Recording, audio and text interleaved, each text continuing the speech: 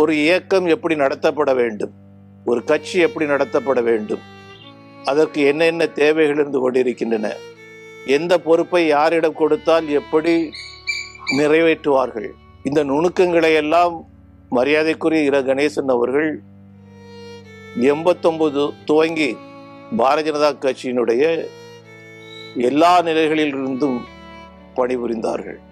தான் சார்ந்திருந்த பிற இயக்கங்கள் மீது கருத்து வேறுபாடுகள் 1000 இருந்தாலும் கூட அவர்களோடு உண்மையாக இருந்து செயல்பட முடியும் என்பதை இல கணேசன் அவர்கள் நடத்தி காட்டினார். அவரோடு பழகிய காலங்கள், ஆண்டவன் எப்படி ஒரு மனிதனுக்கு உள்ளாக இவ்வளவு பெரிய திறமைகளை கொடுத்திருக்கிறார் வியந்து பார்த்திருக்கின்றோம். அவருடைய எழுத்து திறமை, கட்டுரை திறமை, கவிதை திறமை, பேச்சு திறமை, அணுகும் தன்மை, எதிரியையும் கூட அவனிடம் இருக்கக்கூடிய நல்ல குணங்களை எடுத்து போற்றும் தன்மை எல்லாம் இன்னைக்கு அரிதினும் அரிதாக மாறிவிட்டது. வெறும் பாரதிய ஜனதா கட்சிக்கு மட்டும் அவர் சொந்தம் என்று நான் கருதவே மாட்டேன். காரணம், அவரை நாம் படித்தோம் என்று சொன்னால் இவர் ஒரு கட்சிக்கோ ஒரு மதத்துக்கோ சொந்தக்காரர் இல்லை, இவர் மனிதத்துவத்துக்கு சொந்தக்காரர். வணக்கம். மரியாதைக்குரிய பாரதிய ஜனதா கட்சியினுடைய மூத்த தலைவரும் நாகாலாந்தினுடைய ஆளுநராகவும் பணிபுரிந்த மரியாதைக்குரிய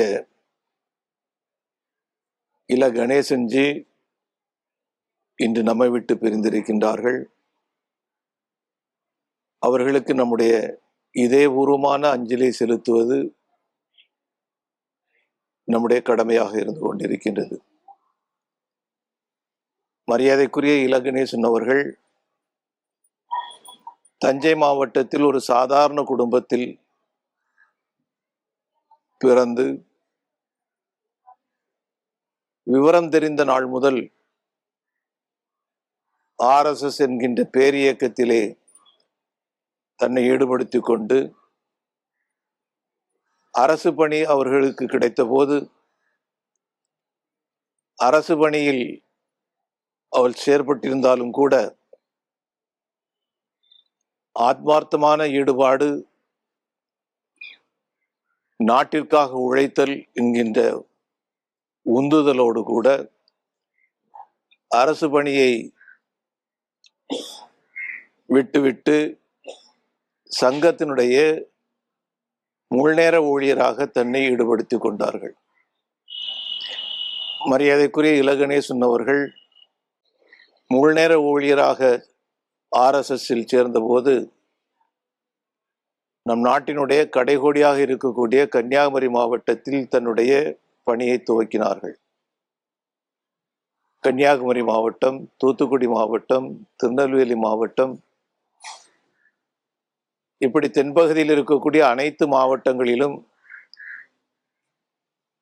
அவருடைய கால் பதியாத இடமே கிடையாது என்கின்ற அளவுக்கு குக்கிராமம் வரைக்கும் சென்று சங்கத்தினுடைய கிளைகளை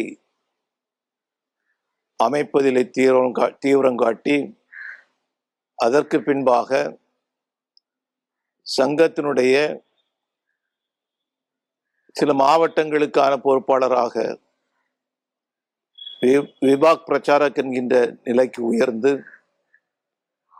அதற்கு மேலாக ஒருங்கிணைந்த தமிழ்நாட்டினுடைய இணை அமைப்பாளராக பொறுப்பேற்று முழுவதும் தன்னை நாட்டிற்காக அர்ப்பணித்து ஒரு நாள் கூட விடுமுறை எடுக்காமல் உழைத்த பெருந்தகை மரியாதைக்குரிய இல கணேசன் அவர்கள். மரியாதைக்குரிய இல கணேசன் அவர்கள் அந்த பொறுப்பு வகித்த போது ஏராளமான பிரச்சனைகள் தென் மாவட்டங்களிலே தலை தூக்கின. மிக குறிப்பாக சொல்ல வேண்டும் என்று சொன்னால் 1982 ஆண்டு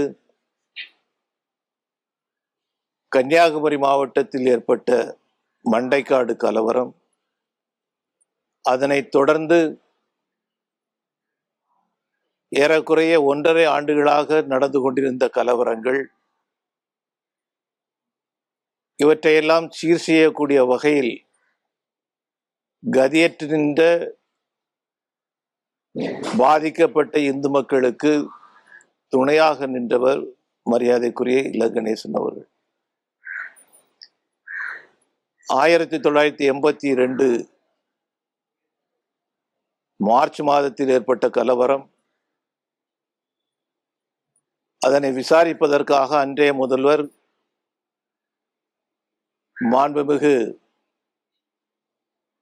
புரட்சி தலைவர் எம்ஜிஆர் அவர்கள் கன்னியாகுமரி மாவட்டத்திற்கு வந்தபோது பாதிக்கப்பட்ட மக்களுக்கு அறைகூவல் விட்டு ஆதரவாக நின்று பேசக்கூடிய சக்தி படைத்தவராக மரியாதைக்குரிய ஐயா தான்லிங்க நாடார் அவர்கள் இருக்கின்றார்கள் என்பதை உணர்ந்து முதலமைச்சர் எம்ஜிஆர் அவர்களோடு ஐயா தான்லிங்க நாடார் அவர்களை பேச வைத்த பெருமைக்கு சொந்தக்காரர் மரியாதைக்குரிய இல கணேசன் அவர்கள். இந்த சம்பவம் 1982 நடைபெறுகிறது. இதற்கு முன்பாக 1981 அன்றே ஒருங்கிணைந்த திருநெல்வேலி மாவட்டம் மீனாட்சிபுரம் பகுதியில் நடைபெற்ற மத மாற்றங்கள், தாய் மதத்திலிருந்து பிற மதங்களுக்கு, குறிப்பாக முஸ்லிம் மதத்திற்கு மக்கள் மாற்றப்பட்ட நிலைமை, அதேபோல் ராமநாதபுரம் மாவட்டத்தில் ஏற்பட்ட மத மாற்றங்கள், அந்த சம்பவங்கள் நடந்த போதெல்லாம் அந்த பகுதிகளுக்கு சென்று அந்த மக்களுக்கு, பாதிக்கப்பட்ட ஒடுக்கப்பட்ட மக்களுக்கு ஆதரவாக நின்று உங்களுக்கு நாங்கள் இருக்கின்றோம், துணையாக இருக்கின்றோம், எந்த நிலையிலும் உங்களை நாங்கள் கைவிட மாட்டோம் என்கின்ற உறுதியை அவர்களுக்கு கொடுத்து ஒரு மிகப்பெரிய அரணாக நின்றவர் இல கணேசன்ஜி அவர்கள். மரியாதைக்குரிய இல கணேசன் அவர்களுடைய பெருமுயற்சியிலே அன்றைய தினம் பாராளுமன்றத்தினுடைய உறுப்பினராக இருந்த அடல் பிகாரி வாஜ்பாய் அவர்கள் பாதிக்கப்பட்ட பகுதிகளுக்கெல்லாம் வந்தார்கள். மட்டுமல்லாமல் அன்றைய பிரதமர் மரியாதைக்குரிய இந்திரா காந்தி அம்மையார் அவர்களும் இந்த மத மாற்றத்தை பற்றி மிகவும் வேதனையடைந்தார்கள். அவருடைய அமைச்சரவையைச் சேர்ந்த அமைச்சர்கள் அனுப்பி வைக்கப்பட்டார்கள். தமிழகத்தினுடைய முதல்வராக இருந்த எம்ஜிஆர் அவர்களும் இதனால் கவலையுற்று அதற்கான தீர்வுகளை ஏற்படுத்தக்கூடிய முயற்சியில் இறங்கினார்கள். இதற்கெல்லாம் பின்னணியாக இருந்து உறுதியாக செயல்பட்டவர் மரியாதைக்குரிய இல கணேசன் அவர்கள். மரியாதைக்குரிய இல கணேசன் அவர்கள் இதுபோன்ற பல்வேறு சம்பவங்களிலே காயிதே மில்லத் பேரெதிர்ப்பு போராட்டம் திண்டுக்கல் மாவட்டத்தில் பல போராட்டங்கள், இவற்றிலெல்லாம் நேரடியாக நிற்க வேண்டிய பகுதிகளில் நேரடியாக நின்றதோடு மட்டுமல்லாமல் தலைமறைவாக இருந்து பணிபுரிய வேண்டிய தேவை ஏற்பட்ட போது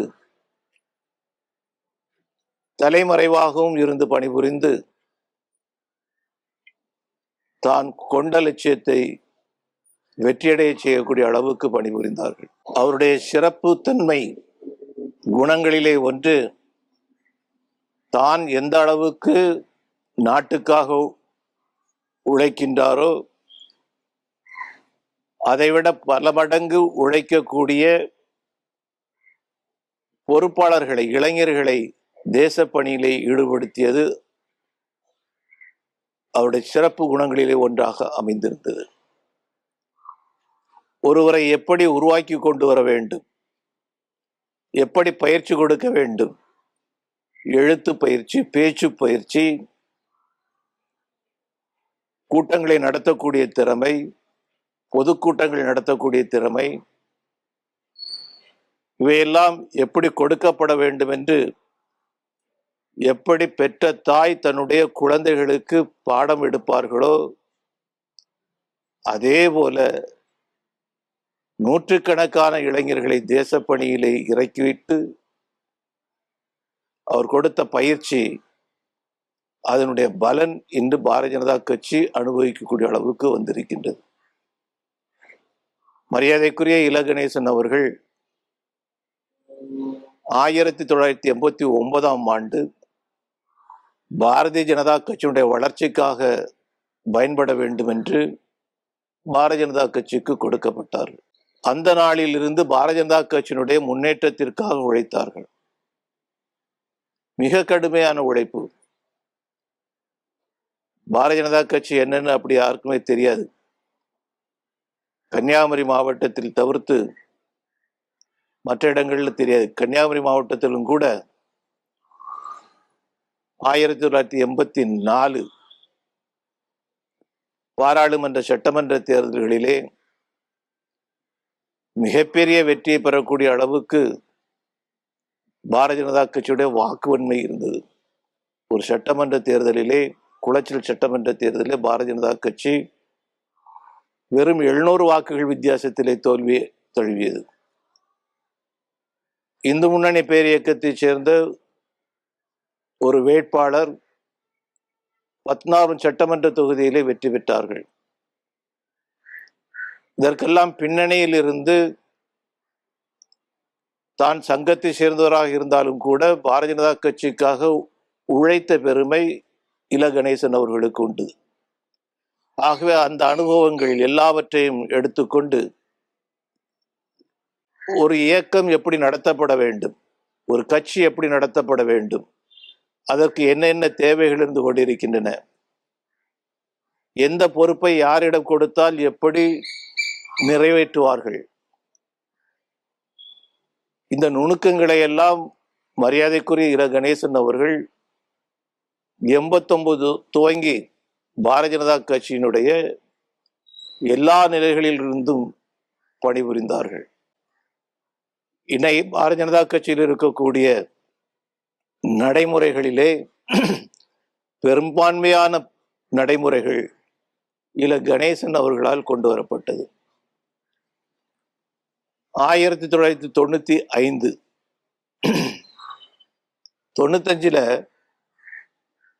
மரியாதைக்குரிய இல கணேசன் அவர்கள் மாநில அளவிலே நிர்வாகிகளோடு ஒரு கலந்துரையாடல், கூட்டணி போக வேண்டுமா வேண்டாமா.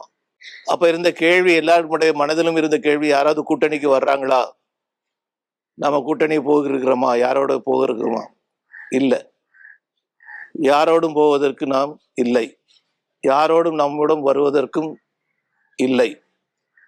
ஆனாலும் கூட கூட்டணி போக வேண்டுமா வேண்டாமா என்கின்ற ஒரு கேள்வியை எழுப்பி ஒரு விவாதத்தை நடத்தி 1995 ஒரு கூட்டணி அமைப்பது என்று சொன்னால் எப்படி அதற்கான சிந்தனைகள் செலுத்த வேண்டும் என்று நம்முடைய மனநிலையை தயார்படுத்துவதோடு கூட களத்தையும், பாரதிய ஜனதா கட்சியுடைய களத்தையும் செம்மைப்படுத்தக்கூடிய அளவுக்கு அவர்கள் சிந்தித்தார்கள். 98 பாராளுமன்ற தேர்தல். அந்த 98 பாராளுமன்ற தேர்தலில் அண்ணா திராவிட முன்னேற்ற கழகம் பாரதிய ஜனதா கட்சியோடு கூட்டணிக்கு வருகிறார்கள். அந்த கூட்டணி அமைக்கக்கூடிய ஒரு குழுவை மரியாதைக்குரிய இல கணேசன்ஜி அமைத்தார்கள். அந்த குழுவிலே நானும் பங்கு பெற்றிருந்தேன். அந்த பேச்சுவார்த்தைகள் எப்படி நடந்தது, அது ஒரு தனிக்கதை. அண்ணா திராவிட முன்னேற்ற கழகத்தில் இருந்து நாவலர் நெடுஞ்செழியன் அவர்கள், மதுசூதனன் அவர்கள், சத்யமூர்த்தி அவர்கள், இது போன்ற தலைவர்கள் அங்க இருந்தாங்க. இந்த பேச்சுவார்த்தைகள் நடந்து 98 நாம கூட்டணியோடு தேர்தலை சந்தித்தோம். இந்த கூட்டணி வெற்றி பெற வேண்டும் என்பதற்காக கடுமையாக உழைத்தவர்களிலே இல கணேசன்ஜி அவர்கள் பெரும்பங்கு வகித்தார்கள். அதற்கு பின்பாக அண்ணா திராவிட முன்னேற்ற கழகம் பாரதிய ஜனதா கட்சியினுடைய அரசுக்கு வாஜ்பாய் அவருடைய அரசுக்கு கொடுத்த ஆதரவை பின்வாங்கிய பின்பாக திராவிட முன்னேற்ற கழகத்தோடு கூட்டணி ஏற்படுகின்றது. அந்த கூட்டணி பேச்சுவார்த்தையிலும் நான் அங்கம் வகித்தேன். அன்னைக்கு 4 பாராளுமன்ற உறுப்பினர்கள் வெற்றி பெற்றார்கள். இந்த பாராளுமன்ற உறுப்பினர்கள் வெற்றி பெற்ற உடனடியாகவே திராவிட முன்னேற்ற கழகத்தினுடைய தலைவரை சந்தித்து நன்றி செலுத்தியது போன்ற பல்வேறு விஷயங்கள் நடந்தன. இது 99ஆம் ஆண்டு. 2001ஆம் ஆண்டு சட்டமன்ற தேர்தலில் சட்டமன்ற தேர்தலுக்கான கூட்டணி பேச்சுவார்த்தையை நடத்துகின்ற தலைமை பொறுப்பை என்னிடம் வழங்கினார்கள். என்னோடு சேர்ந்த ஒரு குழு. அவ்வளவு நம்பிக்கை, முழு நம்பிக்கை. அதே போல உள்ளாட்சி மன்ற தேர்தல்கள், அதற்கான பேச்சுவார்த்தையினுடைய குழு தலைவராகவும் என்னை ஆக்கினார்கள். எது நடந்தாலும் கூட நாங்கள் கூடியிருந்து பேசி முடிவு செய்வோம். கலைஞர் அவர்கள் கைது செய்யப்பட்டார்கள். கலைஞர் அவர்கள் கைது செய்யப்பட்டு சிறையில் அடைக்கப்பட்டார்கள் சென்னையிலே. அன்றைய தினம் அதிகாலை 8 மணிக்கு கலைஞர் அவருடைய இல்லத்திற்கு சென்று நடந்த சம்பவங்களை எல்லாம் தெரிந்து கொண்டு அறிக்கை தயார் பண்ணது உட்பட எல்லா விஷயங்களிலும் கூடவே இருந்து வழிகாட்டியவர்களிலே இல கணேசன் அவர்கள் பாரதிய ஜனதா கட்சியுடைய சார்பிலே அன்று அங்கம் வகித்தார்கள். காரணம், கூட்டணி அரசாங்கம் மத்தியிலே இப்படி தான் சார்ந்திருந்த பிற இயக்கங்கள் மீது கருத்து வேறுபாடுகள் 1000 இருந்தாலும் கூட அவர்களோடு உண்மையாக இருந்து செயல்பட முடியும் என்பதை இல கணேசன் அவர்கள் நடத்தி காட்டினார். பாரதிய ஜனதா கட்சியினுடைய மாநில அமைப்பு பொதுச் செயலாளராக பணிபுரிந்தார்கள். பாரதிய ஜனதா கட்சியினுடைய அகில இந்திய செயலாளராக, அகில இந்திய துணைத் தலைவராக, தமிழக பாரதிய ஜனதா கட்சியினுடைய தலைவராக, இப்படியெல்லாம் அவர்கள் பணிபுரிந்தார்கள். இவையெல்லாம் ஒவ்வொரு காலகட்டத்தையும் நாம் எடுத்து பார்த்தோம் என்று சொன்னால் பொன் எழுத்துக்களால் பொறிக்கப்பட வேண்டிய காலம். அந்த அளவுக்கு அவருடைய பணிகளும் தயாரிப்புகளும் இருந்து கொண்டிருந்தன. அவருடைய காலகட்டத்திலேதான் மதுரையிலே பாரதிய ஜனதா கட்சியினுடைய 3வது மாநில மாநாடும், திருச்சியிலே 4வது மாநில மாநாடும், அதே போல 2012ஆம் ஆண்டு நான் தமிழக பாரதிய ஜனதா கட்சியினுடைய தலைவராக இருந்த காலகட்டத்தில் அவருடைய வழிகாட்டுதலிலே தாமரை சங்கமம் என்கின்ற மிகப்பெரிய ஒரு மாநாட்டையும் நடத்தினோம். இதற்கெல்லாம் ஒரு பெரிய கூட்டு முயற்சியை எடுத்துக்கொண்டு வந்த பெருமை மரியாதைக்குரிய இல கணேசன் அவர்களை சாரும். கட்சியினுடைய உயர்ந்த பொறுப்புகள் அனைத்திலும் இருந்தார்கள். அதற்கு பின்பாக அவருடைய பணிகளை பாராட்டி பாராளுமன்றத்தினுடைய மேலவை உறுப்பினராக உருவானார்கள். கவர்னராகவும் அவர்கள் பணிபுரிந்தார்கள். கவர்னராக மணிப்பூர், மேற்கு வங்கம், நாகாலாந்து மாநிலங்களில் பணிபுரிந்திருக்கின்றார்கள். மரியாதைக்குரிய இல கணேசன் அவர்களோடு நாம் பழகியதிலே இருந்த சிறப்பு தன்மை, அவரிடம் கண்ட தன்மை என்ன என்று சொன்னால், தமிழுக்கு அவர் கொடுத்த முக்கியத்துவம், தமிழின் மீது அவர் கொண்டிருந்த பாசம், தமிழர்கள் மீது, தமிழ்நாட்டின் மீது அவர் கொண்டிருந்த பற்று, இவற்றையெல்லாம் சாதாரணமாக வர்ணிக்க முடியாது. இலங்கை தமிழர்கள் பாதிக்கப்பட்ட போது அந்த இலங்கை தமிழர்களுக்காக என்ன செய்ய வேண்டும் என்று இலங்கை தமிழ் தலைவர்களோடு கூட பல கூட்டங்கள் நடத்தி மத்திய பாரதிய ஜனதா கட்சிக்கு இவற்றையெல்லாம் எடுத்து சொல்லி அவர்களுக்கு உதவக்கூடிய அளவுக்கு இருந்தவர் மரியாதைக்குரிய இல கணேசன் அவர்கள். பல விஷயங்கள் நான் இப்போ வெளியே பேச முடியாது. அந்த அளவுக்கு அவர்கள் இலங்கை தமிழர் விஷயத்துல தன்னை ஈடுபடுத்திக் கொண்டார்கள். மட்டுமல்ல, தமிழின் மீது அவர் கொண்ட பற்றின் காரணமாக பொற்றாமரை என்கின்ற தனி அமைப்பை ஏற்படுத்தி தமிழ் வளர்க்கக்கூடிய பணிகளை செய்ததோடு மட்டுமல்லாமல் தமிழ் வளர்த்த பெரியவர்கள் அவர்களை அழைத்து கௌரவப்படுத்தி பெருமைப்படுத்தியவர் மரியாதைக்குரிய இல கணேசன் அவர்கள். சொல்லிக்கொண்டே போக முடியும். அவரோடு பழகிய காலங்கள், ஆண்டவன் எப்படி ஒரு மனிதனுக்கு உள்ளாக இவ்வளவு பெரிய திறமைகளை கொடுத்திருக்கிறார் வியந்து பார்த்திருக்கின்றோம். அவருடைய எழுத்து திறமை, கட்டுரை திறமை, கவிதை திறமை, பேச்சு திறமை, அணுகும் தன்மை, எதிரியும் கூட அவனிடம் இருக்கக்கூடிய நல்ல குணங்களை எடுத்து போற்றும் தன்மை எல்லாம் இன்னைக்கு அரிதினும் அரிதாக மாறிவிட்டது. அப்படிப்பட்ட பெருமரியாதைக்குரிய இல கணேசன் அவர்கள் இன்னைக்கு நம்மை விட்டு பிரிந்திருக்கின்றார்கள். அவர் ஒரு சரித்திரம், தேசப்பணியினுடைய முழு வடிவம், நட்புக்கு மிகச்சிறந்த ஒரு இலக்கணம். அப்படிப்பட்ட ஒரு மனிதருடைய வாழ்க்கையை ஒரு உதாரணகரமாக எடுத்துக்கொண்டு தொடர்ந்து அவர் நடந்த பாதையிலே பயணிப்பது,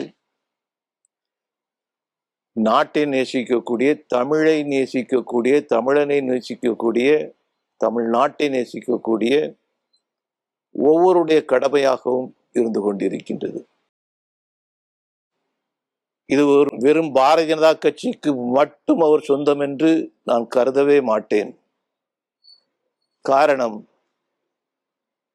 அவரை நாம் படித்தோம் என்று சொன்னால் இவர் ஒரு கட்சிக்கோ ஒரு மதத்துக்கோ சொந்தக்காரர் இல்லை. இவர் மனிதத்துவத்துக்கு சொந்தக்காரர்.